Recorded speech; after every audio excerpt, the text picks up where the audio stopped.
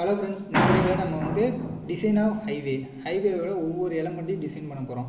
அதாவது எந்த இடத்துல வைடனிங் வேணும், எந்த இடத்துல கர்வ் வேணும், எந்த இடத்துல சப்மிட் கர்வ், வேலி கர்வ், சூப்பர் எலிவேஷன் இதெல்லாம் எந்த இடத்துல வேணும், அதை எப்படி கண்டுபிடிக்கிறது அப்படிங்கிறத பார்க்க போகிறோம். ஃபஸ்ட்டு வந்து extra widening on horizontal curves. இந்த ஹரிசாண்டலாக கர்வ் வருது பார்த்தீங்களா, அந்த மாதிரி ரோடு ஸ்ட்ரெயிட்டாக போயிட்டு கர்வ் வர இடத்துல வைடனிங் எக்ஸ்ட்ரா கொடுக்கணும். சாதாரணமாக இருக்க ரோடோட வித்தை விட அங்கே கொஞ்சம் எக்ஸ்ட்ரா வித் வேணும்.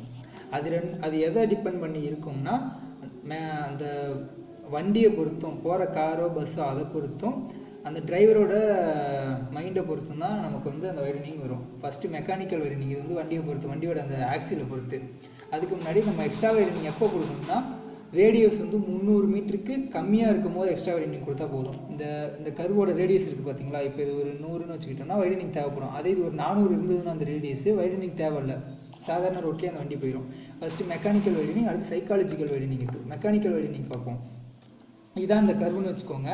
இந்த 2 திக் லைனும் சாதாரணமாக வண்டி போகிற அந்த பேத்துன்னு வச்சுக்கோங்க. இப்போ அந்த கர்வ் போர்ஷனில் இந்த கார் வந்து போகும்போது ஃப்ரண்ட் வீல் வந்து நல்லா கொஞ்சம் அவுட்டரில் போய் திரும்பினா தான் பேக் வீல் வந்து கரெக்டாக இதோட பேத்தில் கரெக்டாக போகும். இந்த எக்ஸ்ட்ரா நகர்ந்து போகிற இந்த டிஸ்டன்ஸ் தான் WM. இந்த டிஸ்டன்ஸ் தான் இங்கே பாருங்க, WMனு கொடுத்துருக்கோன்னா அந்த டிஸ்டன்ஸை பேக் வீலோட அவுட்டர்லேருந்து இதோட சென்டர் பாயிண்ட், இந்த சர்க்கிளோட சென்டர் பாயிண்ட்டுக்கு வரைக்கும் இருக்கிறது R1 ரேடியஸ்னு வச்சுக்குவோம். இந்த ஃப்ரண்ட் வீலோட அவுட்ரு வரைக்கும் இருக்கிறது வந்து R2ன்னு வச்சுக்குவோம். டோட்டல் இந்த வண்டியோட லென்த்தை வந்து Lன்னு வச்சுக்குவோம். இப்போ இது வந்து ஒரு ட்ரையாங்கிளாக வருதா, இந்த சைடு கிட்டத்தட்ட 90 டிகிரி இருக்கும், ஒரு அப்ராக்சிமேட் வேல்யூ தான். இதை 90 டிகிரி கன்சிடர் பண்ணி நம்ம வேல்யூ கண்டுபிடிக்க போகிறோம். இது R1னா R1 R2 என்னன்னு சொல்லிட்டு இப்போ பிதாகரஸ் தேரம். இப்போ இது வந்து ஒரு ட்ரையாங்கிள் அப்படின்னா நமக்கு R2² = R1² + L² அப்படின்னு வரும். இதை போட்டாச்சா. இதில் வந்து R1² அப்படின்னா என்ன, இதான் R1 வேணும் அப்படின்னா என்ன பண்ணுவோம், இந்த R2லேருந்து இந்த வைடனிங் போர்ஷனை கழிச்சிட்டோம்னா மீதி இருக்க இந்த லென்த்து தான் R1 நமக்கு. அதனால தான் R2 - WMனு போட்டோம் R1க்கு பதில். இப்போ இதை சிம்பிளிஃபை பண்ணும்போது இந்த மாதிரி வருது. இது பார்த்தீங்கன்னா WM = L² / 2R2 - WM. இப்போ இந்த WM வந்து நம்ம நெக்லெக்ட் பண்ணிக்கிறோம். அதனால் பெரிய சேஞ்ச் ஒன்றும் வராது. நமக்கு வைடனிங் கொஞ்சம் எக்ஸ்ட்ரா இருக்கணும். நம்ம இதை நெக்லெக்ட் பண்ணிட்டோம்னா இன்னும் கொஞ்சம் எக்ஸ்ட்ரா தான் வரும், தேவையான அளவோட கொஞ்சம் எக்ஸ்ட்ரா தான் வரும். அதனால் இதை நெக்லெக்ட் பண்ணிக்கிறோம். வந்துட்டு சிம்பிளிஃபை பண்ண ஃபார்முலா வைடனிங் ஆஃப் மெக்கானிக்கல், அதாவது மெக்கானிக்கல் வைடனிங் என்னன்னா L² / 2R அந்த மாதிரி வருது formula.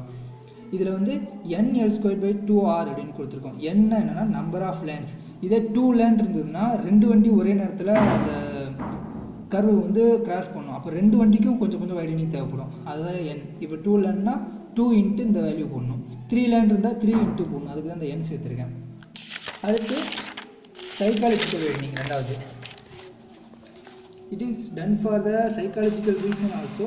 There is a tendency for the drivers to drive close to the edge of the pavement on curves. Some extra space is to be provided for more clearance for the crossing and overtaking operations on curves. For the psychological widening, IRC developed the empirical formula. அதாவது psychological வைடனிங்னா என்னன்னா, நம்ம இப்போ இந்த கர்வில் இந்த மாதிரி போகும்போது இதான் road அப்படின்னா, நம்ம நார்மலாக ஒரு இது சென்டர் பாயிண்ட், ரோடோட சென்டர் பாயிண்ட்டு. இப்போ அங்கேருந்து வர வண்டி இப்படியும், இங்கேருந்து வர வண்டி இப்படியும் போகும். நார்மலாக ஸ்ட்ரெயிட் லைனில் வண்டி இந்த இடத்துல போகும். அதே இந்த கர்வ் போர்ஷனில் நல்லா அந்த எண்டில் போய் தான் திரும்புவாங்க. ஏன்னா வண்டி ஈஸியாக திரும்புறதுக்காகவும் இந்த எண்டில் போகும்போது தான் ஆப்போசிட்டில் வர வண்டியை நல்லா பார்க்க முடியும். அதுதான் சைக்காலஜிக்கல் வைடனிங், அந்த டிரைவரோட மைண்ட் செட்டை பொறுத்து ரெடி பண்ணுறது. அதுக்கான எம்பிரிக்கல் ஃபார்முலா IRCலேருந்து ரெடி பண்ணியிருக்காங்க. W psychological = V / 2.64 √R. Rங்கிறது இந்த சர்க்கிள், இந்த கர்வேச்சரோட ரேடியஸ். இது வந்து மீட்டர்/செகண்டில் இருக்குது. Vனா வெலாசிட்டி, வண்டியோட ஸ்பீடு, மீட்டர்/செகண்டில் இருக்குது. நம்ம வந்து வண்டியோட ஸ்பீடு km/h போடுவோம். இந்த மீட்டர்/செகண்ட் km/h மாற்றினோம்னா V / 9.5 √R அப்படின்ற வேல்யூ நமக்கு கிடைக்கும். இப்போ டோட்டல் வைடனிங் எவ்வளோ இருக்கணும்னா, அந்த வண்டியோட ஆக்சிலை பொறுத்து வந்து அந்த மெக்கானிக்கல் வைடனிங்கையும் டிரைவரோட மைண்ட் செட்டை பொறுத்து வர சைக்காலஜிக்கல் வைடனிங்கும் ஆட் பண்ணோம்னா வரதான் டோட்டல் வைடனிங். நம்ம எவ்வளோ வைடனிங் பண்ணோம் அப்படின்னா W மெக்கானிக்கல் + W சைக்காலஜிக்கல் ரெண்டையும் கூட்டணும். மெக்கானிக்கல் வந்து L² / 2R plus சைக்காலஜிக்கலுக்கு V / 9.5 √R. அடுத்தது சில நோட்ஸ் வந்து பார்க்க போகிறோம் அந்த வைடனிங்க்கு. இஃப் ரேடியஸ் வந்து கிரேட்டர் தென் 300 மீட்டர், அந்த கர்வேச்சரோட ரேடியஸ் வந்து 300 மீட்டருக்கு மேலே இருந்தால் then extra widening is not provided.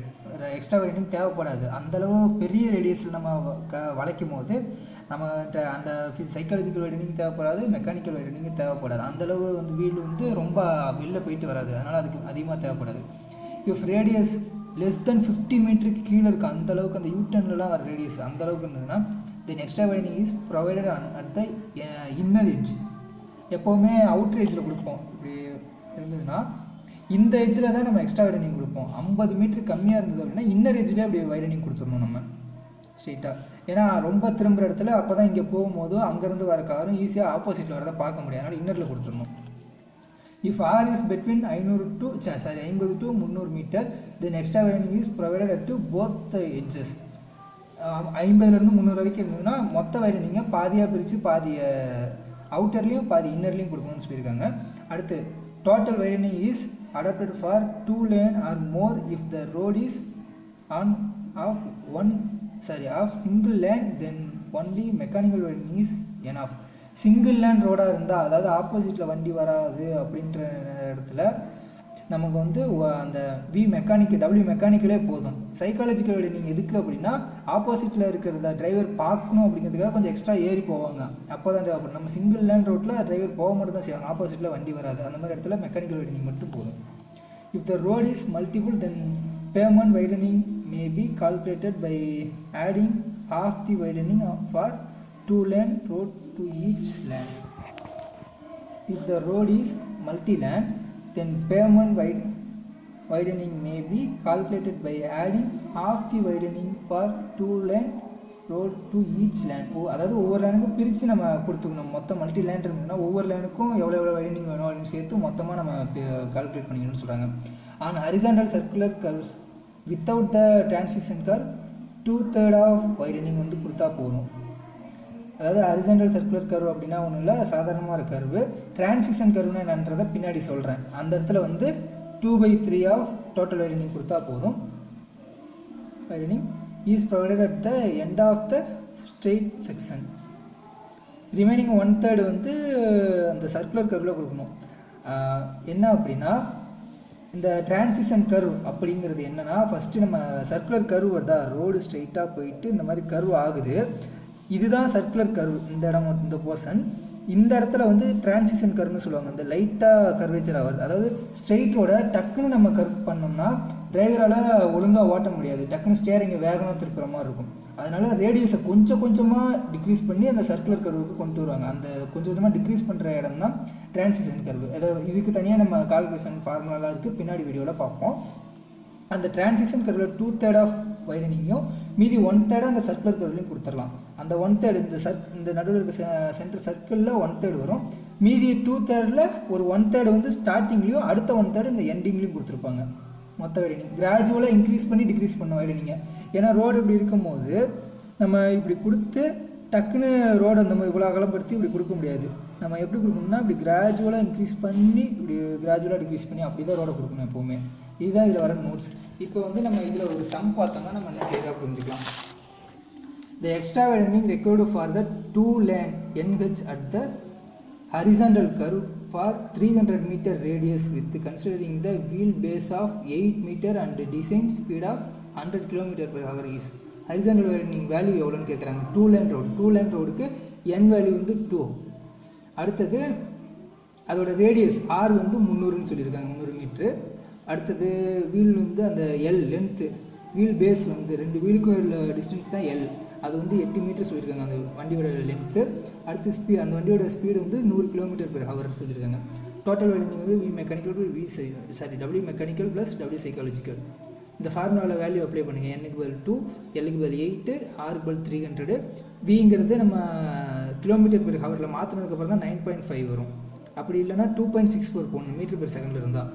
அந்த மாற்றினதை முன்னே பார்த்தா நம்ம கன்வர்சேஷன் பண்ணுறவங்களுக்கு ஈஸியாக தெரிஞ்சிடும்.